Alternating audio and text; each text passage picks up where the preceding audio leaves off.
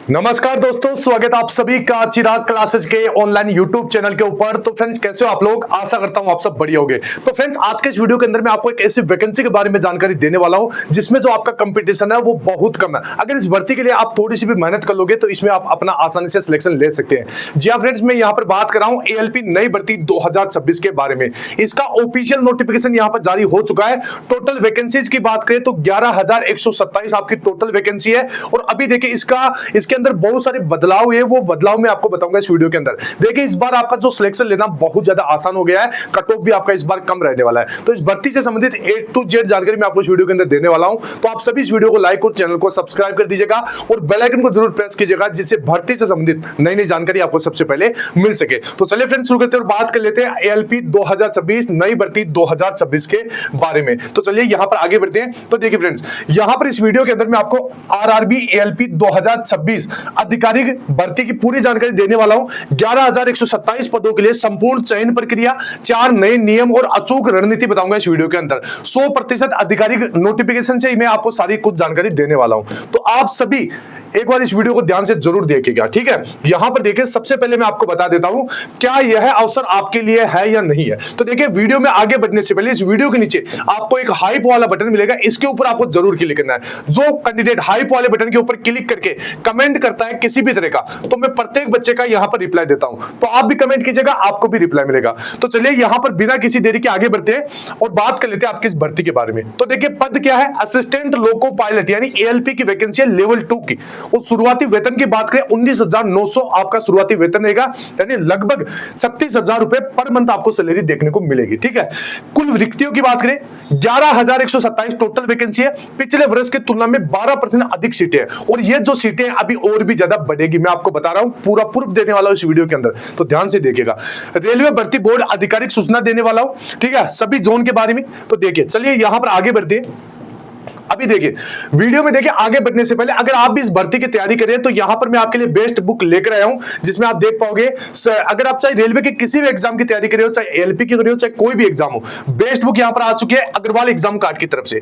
यहां पर अगर आप देखोगे इन सभी बुक के अंदर आपको यहां पर PYQs देखने को मिलेंगे, यानी इसमें आप देख सकते हैं जनरल अवेयरनेस और जनरल साइंस की PYQs देखने को मिल जाएंगे। 15 चैप्टर है और 7,100 प्लस TCS पैटर्न के ऊपर आधारित PYQs देखने को मिल जाएंगे, ठीक है। बहुत बढ़िया बुक है। इसके साथ यहां पर देखिए, ये रीजनिंग की बुक है, इसके अंदर आपको 34 चैप्टर मिलेंगे, 1200 प्लस TCS PYQs देखने को मिल जाएंगे, ठीक है। और ये आपकी मैथमेटिक्स की बुक है PYQs की, जिसके अंदर आपको टोटल 38 चैप्टर मिलेंगे और यहां पर 1400 TCS PYQs यहां पर देखने को मिल जाएंगे। चाहे आप कोई भी एग्जाम की तैयारी कर रहे हो, RRB NTPC, group D, RRB JE, RRB ALP technical technician, RRB constable और SI, ठीक है, किसी भी वैकेंसी की तैयारी कर रहे हो, ये सभी बुक बेस्ट बुक रहने वाली है। अगर इनको परचेज करना चाहते हो तो डिस्क्रिप्शन बॉक्स में इन सभी बुक का लिंक दे रखा है, जाइए परचेज कीजिए और अपनी तैयारी को और भी ज्यादा बेहतर बनाइए। तो यहां पर बहुत बढ़िया बुक है, मैंने पर्सनली इन बुक का एनालिसिस किया है और बाद में आपके सामने रखा है, ठीक है। तो आप इन सभी बुक से तैयारी कर सकते हैं। अभी देखिए, यहां पर मैं आपको बता देता हूं पात्रता गेट 1। तो देखिए, यहां पर अगर आप देखोगे,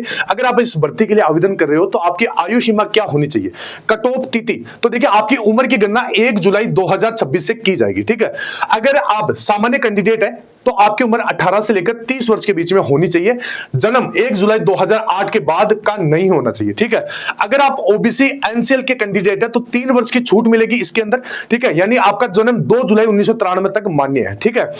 इसके बाद में अगर SC ST कैंडिडेट है तो 5 वर्ष की छूट मिलेगी, ठीक है, इस उम्र में। इसके बाद में यानी जन्म आपका 2 जुलाई 1991 तक मान्य होना चाहिए, ठीक है। इसके बाद रेलवे स्टाफ, ग्रुप C और D और विधवा तलाकशुदा महिलाओं के लिए विशेष आयु छूट लागू है। विस्तृत अधिक सूचना अभी मैं आपको इस वीडियो के अंदर दिखाऊंगा, ठीक है। तो ये चीज आप देख सकते हैं। अभी आगे बढ़ते हैं। अगर कोई भी आयु को लेकर डाउट है, कमेंट बॉक्स में पूछ लीजिएगा। कमेंट बॉक्स खुला है, लेकिन प्रत्येक बच्चे को रिप्लाई तभी मिलेगा जब आप वीडियो के नीचे हाइप वाले बटन के ऊपर क्लिक करते हैं। अभी देखिए, यहां पर अगर आप देखोगे शैक्षणिक योग्यता के बारे में, शैक्षणिक योग्यता में सिंपल आपका 10वीं पास मांगा गया। इसके साथ आपके पास में अगर ITI है तो आप इन पोस्ट में जैसे fitter, electrician, wireman, mechanic diesel आदि पोस्ट के लिए अप्लाई कर पाओगे, ठीक है। अगर ये नहीं है तो अगर आप जैसे 10वीं के साथ अगर आपके पास आपने किसी जैसे एक्ट अप्रेंटिसशिप की मतलब कहां से ट्रेनिंग वगैरह ली है तो आपके पास ये है तो आप इसके लिए आवेदन कर सकते हैं। इसके बाद 10वीं पास के साथ अगर आपके पास 3 वर्षीय डिप्लोमा है तो आप मैकेनिकल, इलेक्ट्रिकल, इलेक्ट्रॉनिक्स, ऑटोमोबाइल्स इन पोस्ट के लिए अप्लाई कर सकते हैं। इसके साथ यहां पर 10वीं के साथ अगर बीटेक है, ठीक है, तो इंजीनियरिंग डिग्री है तो डिप्लोमा के स्थान पर यह चीज आपकी मान्य हो जाएगी। ठीक है, तो देखिए केवल 10वीं या 12वीं पास उम्मीदवार इस पद के लिए पात्र नहीं है, इनमें से आपके पास ये भी होना चाहिए। ठीक है, कोई एक है तो आप इन पोस्ट के लिए आवेदन कर पाएंगे। इसके बाद में देखिए पात्रता गेट 3 में आपको बता देता हूं, A1 मेडिकल स्टैंडर्ड, यानी सबसे सख्त नियम आपका इस बार यहां पर रखा गया है। जो बदलाव हुए वो मैं आपको बता रहा हूं। चश्मा पूरी तरह अमान्य है, ये ध्यान रखिए। ठीक है, लेजिक सर्जरी यानी जो आप लेजर करवा के जाते हैं वो सख्त वर्जित है, ये नहीं चलेगा, सीधा रिजेक्ट हो जाओगे। इसके बाद में दूरदृष्टि, ठीक है, आपकी जो आंखें है 6/6 होनी चाहिए। ठीक है, निकट दृष्टि आपकी 0.6 की होनी चाहिए। फोगिंग टेस्ट होगा वो आपको पास करना होगा। कलर विजन, नाइट विजन और दूरबीन दृष्टि ये स्पष्ट होनी चाहिए। तो ये आप देख लीजिएगा, इस बार जो आपके नियम बने हैं वो आप देखिए। इसके बाद में 2026 के 4 गेम चेंजिंग बदलाव मैं आपको बता देता हूं, ध्यान से देख लीजिए। यहां पर अगर इसमें से किसी भी एक नियम को आप फॉलो नहीं करते हैं तो आप भर्ती प्रक्रिया से बाहर है। सबसे पहले सिलेबस, पहले CBT 1 में जीके यानी जो सामान्य ज्ञान था वो शामिल था, लेकिन अब देखिए 2026 के लिए जीके पूरी तरह से हटा दिया गया है, केवल मैथ, रीजनिंग और साइंस आपकी पूछी जाएगी। ठीक है, तो यह है सिलेबस के अंदर। मेरिट फॉर्मूला, पहले 70-30 का नियम लगता था, CBT 2 में साइको था। ठीक है, अब यहां पर 2026 में 50-50 वेटेज रहेगा साइको टेस्ट का। ठीक है, अब दोगुना महत्वपूर्ण यहां पर, अब दोगुना महत्वपूर्ण हो गया आपका साइको टेस्ट। ठीक है, क्योंकि यहां पर 50-50 यहां पर वेटेज रखा गया है, तो साइको की भी अहम भूमिका है। ठीक है, EWS चेकिंग, पहले सामान्य जांच होती थी EWS की, लेकिन अब देखिए सख्त संपत्ति नियम लागू हो चुका है। आपकी कृषि भूमि 5 एकड़ से कम है तो आप EWS सर्टिफिकेट बनवा सकते हैं। फ्लैट आपका 1000 वर्ग फीट से कम होना चाहिए। ठीक है, ये देख लीजिए।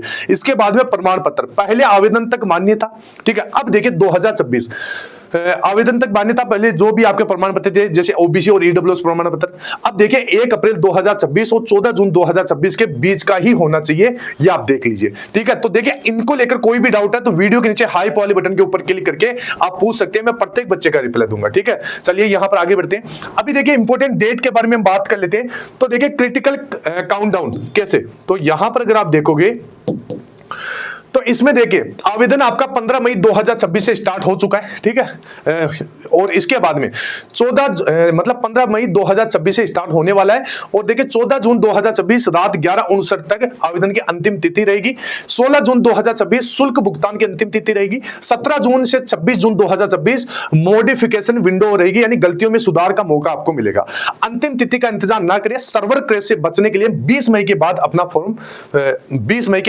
फॉर्म भरे। ठीक है, ये ध्यान रखना है। इसके बाद में आगे बढ़ते हैं, फॉर्म रिजेक्शन टिप्स। तो यहां पर देखिए ये 3 गलतियां आपको बिल्कुल भी नहीं करना है, अन्यथा आपका फॉर्म यहां पर रिजेक्ट हो जाएगा। पहली गलती अगर आप देखोगे तो सबसे पहले एक RRB चुनना, आपको केवल एक RRB चुने। एक से अधिक RRB बोर्ड से आवेदन करने पर फॉर्म तुरंत रिजेक्ट कर दिया जाएगा। ठीक है, इसके बाद में सर्टिफिकेट की तारीख आपको देखना है। OBC और EWS सर्टिफिकेट 1 अप्रैल 2026 से 14 जून 2026 के बीच जारी होना चाहिए।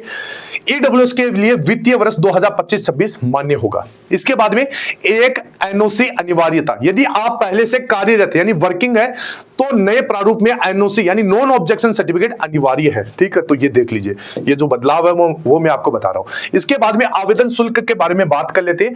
तो देखिए यहां पर आपको आवेदन रिफंड वगैरह भी बताया गया है, ध्यान से सुनिएगा। सामान्य और OBC कैंडिडेट तो भुगतान करना पड़ेगा 500 रुपए का फॉर्म भरने के लिए। शर्त यहां पर है कि CBT 1 परीक्षा में उपस्थिति अनिवार्य है। ठीक है, इसके बाद देखिए रिफंड 400 रुपए वापस बैंक चार्ज काट कर आपको दे दिया जाएगा, लेकिन जैसा मैंने बताया CBT 1 परीक्षा में उपस्थिति अनिवार्य है। ठीक है, SC/ST महिला, EWS और एक्स सर्विसमैन के लिए भुगतान आपका 250 रुपए रहेगा। ठीक है, और यहां पर आपको रिफंड 250 रुपए वापस कर दिए जाएंगे, लेकिन शर्त आपकी है कि CBT 1 परीक्षा में उपस्थित होना अनिवार्य है। ठीक है, तो ये नियम आप देख लीजिए। इसके बाद में आगे बढ़ते हैं, चयन प्रक्रिया यहां पर आप समझिए। तो देखिए सबसे पहले यहां पर ध्यान से देखिए, स्टेज 1 के अंदर CBT यानी छटनी प्रक्रिया केवल क्वालिफाइंग रहेगा, यानी CBT एग्जाम होगा, ये छटनी प्रोसेस रहेगी और केवल क्वालिफाइंग नेचर का रहेगा। स्टेज 2 के अंदर CBT 1 में यानी 15 गुना उम्मीदवार ही यहां पर आएंगे। ठीक है, ये ध्यान से देख लीजिए, सीबीटी 2 के लिए 15 गुना कैंडिडेट को क्वालिफाई किया जाएगा। सीबीटी 2 पार्ट ए मेरिट के लिए प्लस पार्ट बी टेस्ट के लिए, ठीक है। तो ये ध्यान रखना है, सीबीटी 2 के अंदर ये चीजें होगी। अब देखिए स्टेज 3 के अंदर आपका ध्यान से देख लीजिएगा, 8 गुना उम्मीदवारों को ही आगे जाने दिया जाएगा साइको टेस्ट के लिए, ठीक है। इसके बाद में स्टेज 4 के अंदर डॉक्यूमेंट वेरिफिकेशन होगा, ठीक है। और स्टेज 5 के अंदर मेडिकल टेस्ट, ठीक है। अंतिम चयन इसी के आधार पे होगा, ये देख लीजिए। मतलब मेडिकल होगा, जो पास करेगा उसका अंतिम चयन हो जाएगा। तो ये पूरी प्रोसेस चलेगी, जो इसको फॉलो करेगा वो ही यहां पर सिलेक्ट हो पाएगा। इसके बाद में CBT 1 blueprint the speed test. तो यहां पर अगर आप देखोगे, ध्यान से सुनिएगा जो बातें बता रहा हूं। कुल पर्सन यहां पर आपके 75 रहेंगे, समय आपको 60 मिनट का दिया जाएगा, नेगेटिव मार्किंग 1/3 की रहेगी सीबीटी 1 के अंदर। सिलेबस शामिल विषय कौन कौन से हैं? मैथ, रीजनिंग, बेसिक साइंस, ठीक है। किसके अंदर? सीबीटी 1 के अंदर। अब देखिए इतिहास, भूगोल, करंट अफेयर, अब जीके नहीं पढ़ना है आपको, ध्यान रखना, ठीक है। सीबीटी 1 के लिए यह केवल एक क्वालिफाइंग परीक्षा है, इसके अंक फाइनल मेरिट में नहीं जुड़ेंगे, ये ध्यान रखना। इसके बाद सीबीटी 2, ये आप देखिए सीबीटी 2 के लिए पार्ट ए मेरिट तय करेगा। पार्ट ए और पार्ट बी के अंदर एग्जाम होगा। पार्ट ए आपका मेरिट तय करेगा, इसमें 100 सवाल रहेंगे 90 मिनट के। विषय की बात करें, मैथ, रीजनिंग, बेसिक साइंस और इंजीनियरिंग आपका पूछा जाएगा, ठीक है। अब यहां पर देखिए इंपोर्टेंट बता देता हूं मैं आपको। अब यहां पर देखिए आपके फाइनल सिलेक्शन का 50% स्कोर यहीं से बनेगा, ठीक है। मेरे जो पार्ट ए है इसी से। पार्ट बी ट्रेड टेस्ट, यहां पर 75% 60 मिनट रहेंगे। आपके चुने हुए आईटीआई और डिप्लोमा ट्रेड के यहां पर पर्सन होंगे, ठीक है। शर्त आपकी यही है कि यह केवल क्वालिफाइंग है, सभी वर्गों को न्यूनतम 35% अंक लाना अनिवार्य है। यदि इसमें फेल हुए तो पार्ट ए चेक नहीं होगा, ठीक है। तो देख लीजिएगा दोनों का यहां पर महत्व है। इसके बाद में नई मेरिट का गणित, तो 50-50 वेटेज यहां पर रहेगा। अभी देखिए 50% वेटेज आपका सीबीटी 2, ठीक है, पार्ट ए का स्कोर। इसके बाद में 50% वेटेज आपका सीबेड यानी साइको टेस्ट का रहेगा, ठीक है। अभी देखिए रणनीति, पिछली बार यह नियम 70-30 का था, अब साइको टेस्ट का महत्व है 2 गुना कर दिया गया, ठीक है। आप केवल सीबीटी 2 के भरोसे फाइनल लिस्ट में नहीं आ सकते, सीबेड की तैयारी पहले दिन से शुरू करना होगा, ठीक है। तो ये चीजें हैं। इसके बाद में रणनीतिक डैशबोर्ड में आपको बता देता हूं जोन और रिक्तियों का विश्लेषण। तो देखिए यहां पर सिकंदराबाद में 1420 पद है, जो कि बढ़िया है पोस्ट। यहां पर 1300 पोस्ट आपकी रांची के अंदर है, मुंबई में 1100 पद है, ठीक है। तो ये सर्वाधिक रिक्तियां है, कंपटीशन कम है। सबसे कम रिक्तियां हाई रिस्क जोन मुजफ्फरपुर 42 पद, तिरुवनंतपुरम 64 पद, पटना में 103 पद। आप केवल एक जोन चुन सकते हैं। फॉर्म भरने से पहले कट ऑफ, इतिहास और पदों की संख्या का गहन विश्लेषण आपको करना होगा, अच्छे से देख के ही आपको बनना है, ठीक है। तो ये जानकारी थी ऑल ओवर, देखिए मैंने सारी कुछ जानकारी दे दी है। फिर भी देखिए आपका कोई भी डाउट है इस भर्ती को लेकर या किसी अन्य वैकेंसी को लेकर, तो कमेंट बॉक्स में आप कमेंट कर दीजिएगा, प्रत्येक बच्चे का रिप्लाई दूंगा। लेकिन रिप्लाई उन्हीं को मिलेगा जो वीडियो के नीचे हाइप वाले बटन के ऊपर क्लिक करते हैं। तो आई होप मेरे द्वारा दी गई जानकारी आपको अच्छी लगी होगी। फिर मिलते हैं नेक्स्ट वीडियो के अंदर, तब तक के लिए जय हिंद, जय भारत, वंदे मातरम।